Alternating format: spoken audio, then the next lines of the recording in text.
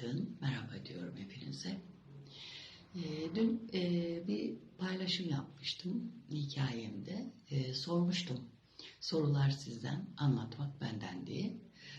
Sağ olsun 2 tane arkadaşım yazmış. Şimdi onlardan bir tanesinin sorusuna cevap vermeye çalışacağım elimden geldiğince. Gene ufak ufak notlarımı alıyorum buraya ki bilgiler karışmasın diye arada bir bakıyorum. Her zaman da bunun için özür diliyorum. Gene özür diliyorum sizden. Bana sormuş, neden dünyaya geldik? Geliş amacımız ne? Aslında sadece bu arkadaşımın değil, hepimizin genel anlamda merak ettiği bir soru bu. Neden buradayız? Neden varız? Ne yapmamız lazım? Hayat amacımız nedir? Şimdi hayat amacı kendimizle alakalı bir şey. Bu dünyaya neden geldiğimize gelecek olursak da o bizim irademizde değil. O bizim gücümüzde değil. Bunun hakkında net bir bilgi maalesef yok. Neden geldik, nasıl geldik, nereye gidiyoruz? Tam genel bir bilgi yok. İnançlarımız doğrultusunda inandığımız şekilde, bize öğretilen şekilde, kabul ettiğimiz şekilde inanmaya çalışıyoruz. Kabullenmeye çalışıyoruz buradaki varlığımızı. Aslında bilsek ne değişecek? Yani neden geldiğimizi bilsek ne değişecek? Diyelim ki bize bir görev verdiler. Bu görevi oluşturuyoruz, meydana getiriyoruz. Fakat bu sefer de belki de diyeceğiz ki neden bana bu görevi verdin? Ona vermedin de bana verdin. Niye ben bunu yapmak zorundayım? Çünkü bizim doğamızda hep bir sorgulama var, hep bir merak etme var, hep bir bilinmeyene karşı aşırı bir endişe, kaygı, kuşkulu bir yaklaşım var. Geldik, iyi ki geldik, ne güzel. Burada bize düşen görev bu dünyaya geldiğimiz andan itibaren kendimiz için, yaşam için, hayat için ne yapmak istediğimiz. Aslında hepimizin hayat amacı kendine ait bir olgudur. Herkesin hayattan beklentisi, inandıkları, düşündükleri, doğruları çok farklıdır çünkü. Bazı zamanlarda okuduklarım arasında aklımda kalan bir cümle var. Yaşamın amacı amacı olan bir yaşamdır diye bir cümle okumuştum. Bilmiyorum kime ait ama kim söylemişse çok güzel söylemiş. Bu soruların aslında cevabı bizde ve bu cevap aslında hiç zor bir cevap değil. Hayatını bu endişe ve kaygıların içerisinde arayışta bulunarak harcamak zorunda da değilsin. Kendine bak, kendini dinle, kendine duy, kendinle konuş. Senin içsel gücün, içsel niyetin zaten senin hayattaki amacını belirleyecektir, mutlak belirleyecektir. Bu soruların gene söylüyorum cevabı sizde, bende, bizde yani bu kadar net. Bu hayatta hepimiz birbirimize bağlı gibi görünsek de aslında hepimizin kendi özünde kendi enerjisi var. Kendi çekim gücü var. Doğumumuzdan ölümüze kadar olan süreçte aslında hayatımızı dikkat ederseniz biz yönlendiriyoruz. Bizim seçimlerimiz yönlendiriyor. Ya başkalarını dinleyerek ya da kendi gerçek özümüzde verdiğimiz kararlar neticesinde hayatımızda yol alıyoruz, ilerliyoruz. İşte bu yaşamdaki amacımızı asıl oluşturan, içimizde bize rehberlik eden güçtür. Ben böyle inanıyorum. Canlının olduğu her yerde bir yaşam ve o yaşamın olduğu yerde de yaşamın bir amacı olması gerekiyor. Bakın bu dünyaya geliş amacından önce bu hayatın içinde bulunan insanların bir amacı gerekiyor. Doğamız gereği hep sorguluyoruz. Neden buradayız? Niçin buradayız? Ne yapmam gerekiyor? Hangi sınavlardan geçmem gerekiyor? Bu sınavların sonucunda ne olacak? Hep bir bilinmezlik içinde boşur dururuz. Bu durum sonucunda bu hayatta ya boğuluruz ya çırpınarak kurtuluruz. Neden bilmek istiyorsun? Bu hayatta her şeyin cevabı var mı sence? Var mı? Terörün, savaşın, kadın cinayetinin, çocuk istismarlarının, bunca kargaşanın, terörün. Sence bunlar bir cevapları olan amaçlar mı? Bunların da cevabı yok. Bu kötülüklerin de cevabı yok. Onun için herkes kendi yaşam amacını kendi içerisinde buluyor. Seçenekler doğrultusunda yanlış veya doğru oluyoruz. Aslında doğru yanlış da değişir. Bana göre doğru olan senin için yanlıştır. Senin için yanlış olan da benim için doğrudur. Herkese göre değişir. İşte diyorum ya, inandıklarımız, yetişme tarzı, görenekler, dini inançlar, sosyal hayatın içinde kabullerin süreçleri, hepsinden böyle kendimizi oluşturuyoruz.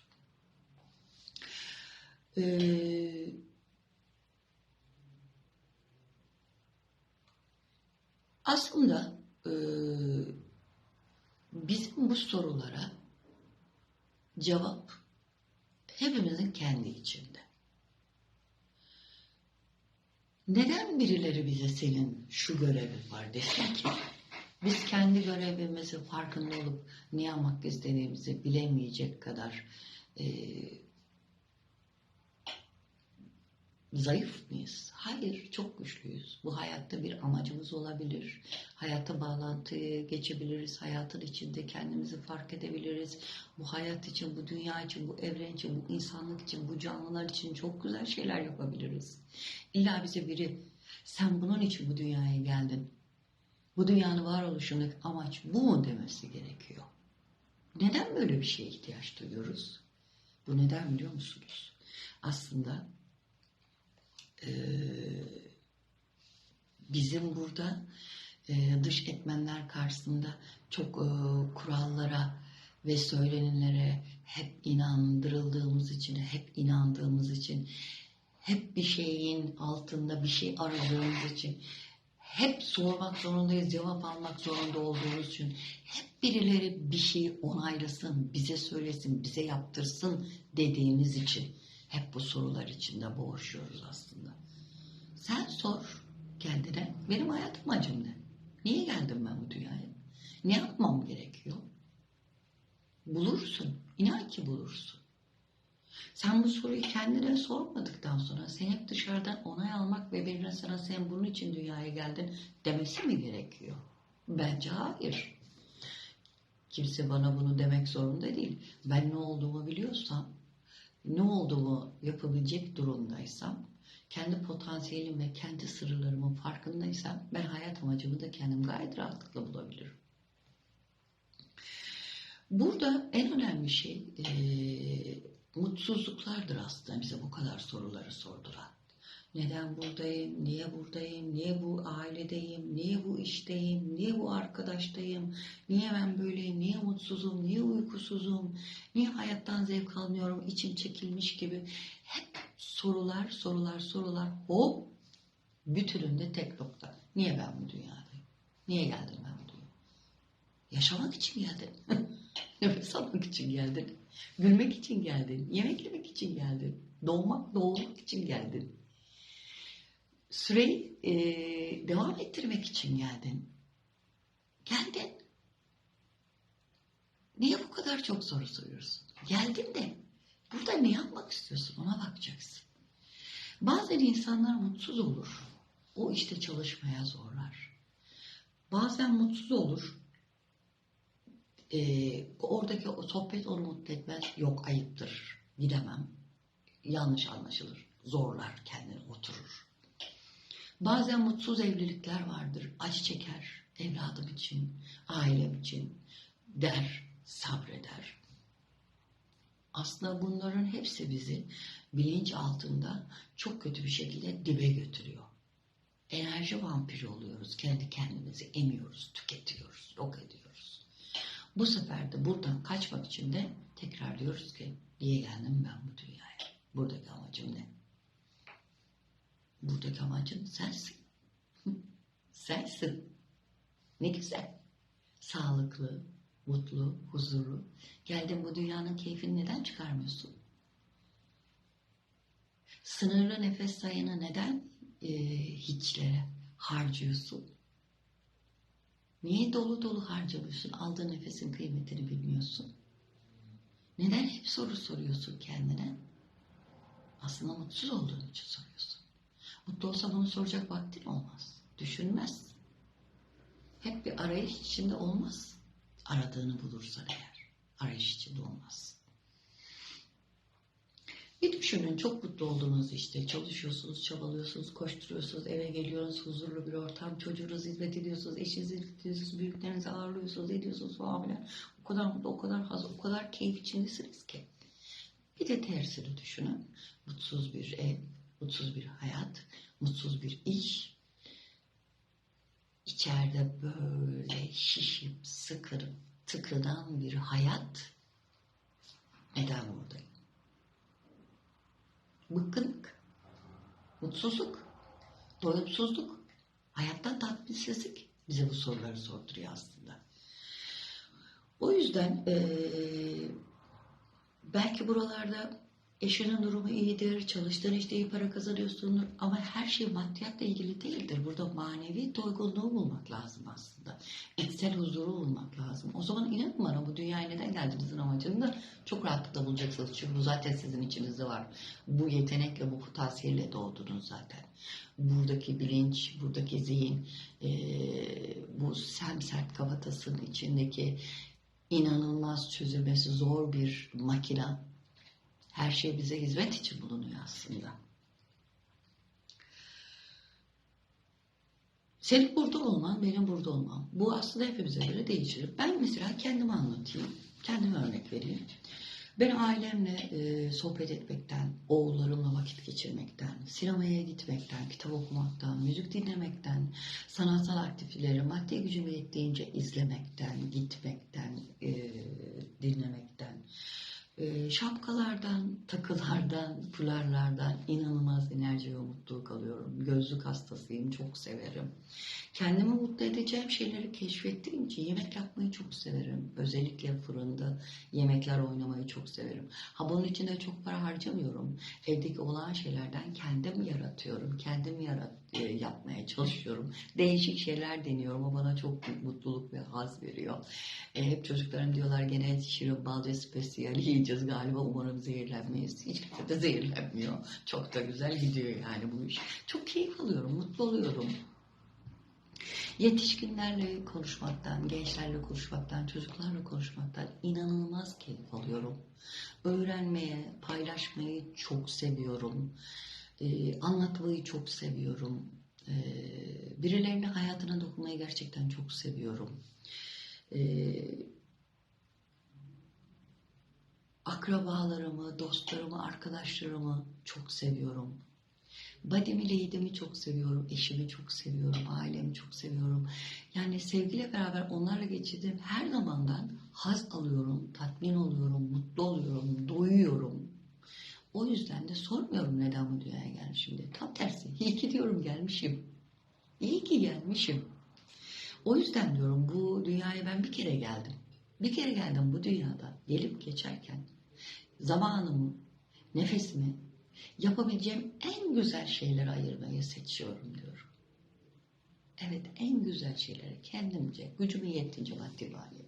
En güzel şeylere zamanımı ayırmayı seçiyorum.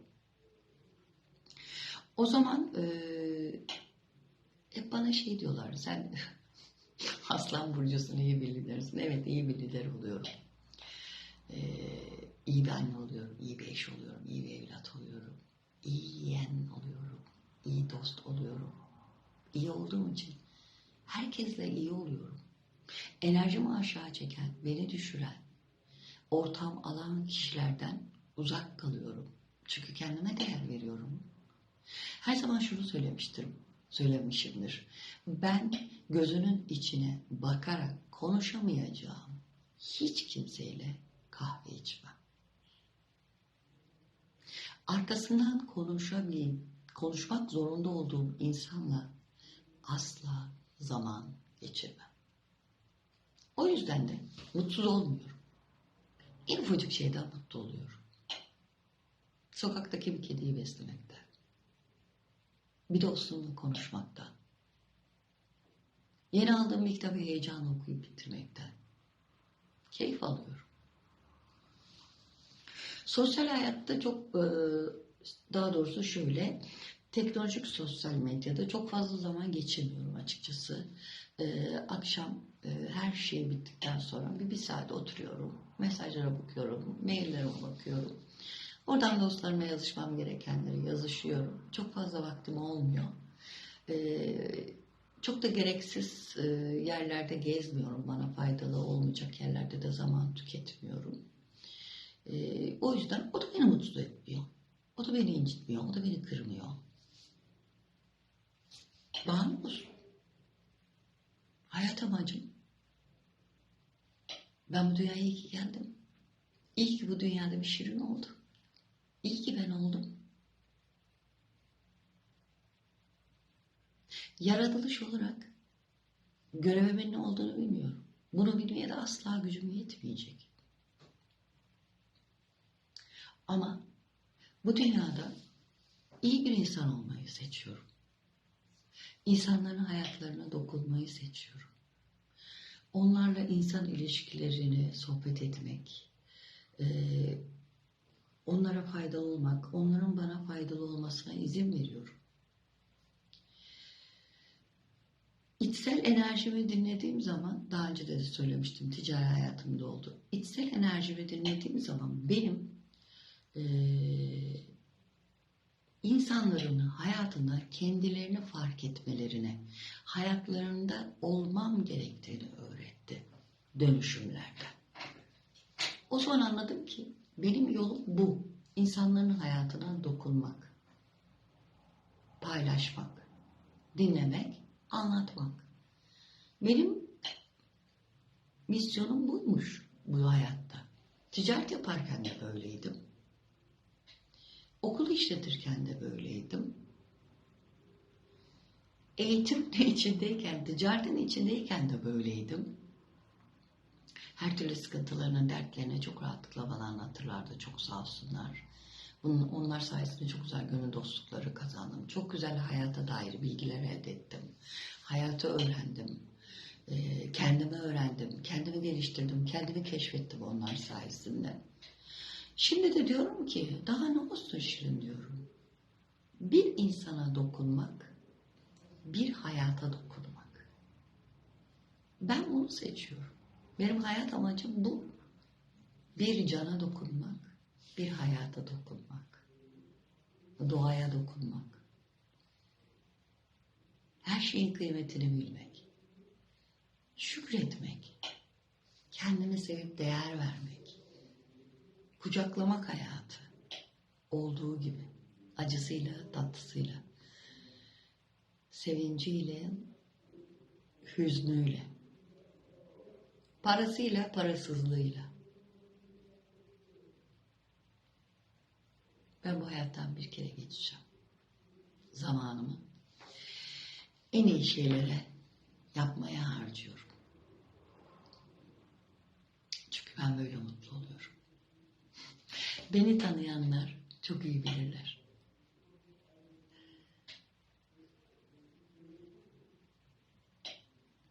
Sizce ben hayat amacımı bulmuş muyum? Beni tanıyanlara soruyorum. Ben hayat amacımı bulmuş muyum?